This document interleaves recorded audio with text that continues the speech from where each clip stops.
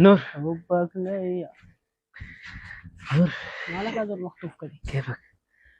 ليلة شفت لي حلم ما عارفه سمح ولا كعب.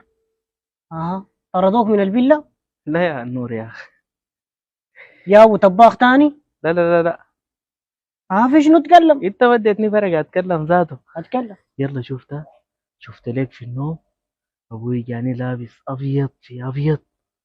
شفته وقال لي يا ولدي انا مشتاق ليك، ساقني معاه. لا اله الا الله محمد رسول الله.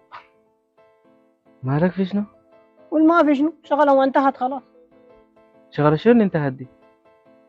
والله ما عارف اقول لك شنو. شلتها بجاي لقيتها حارة، جبتها بجاي برضو لقيتها حارة. عافي الناس حسنين. عارفين ليه في شنو؟ فهمني. انت حسنين، ابوك ده لما ساقك ان شاء الله فكاك والله واصلت معاه.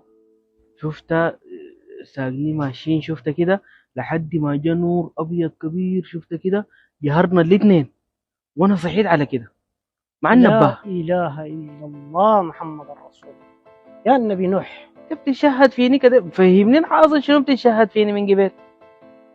كده عين امشي اقرا عن الحلم ده وعافي الناس حسنين.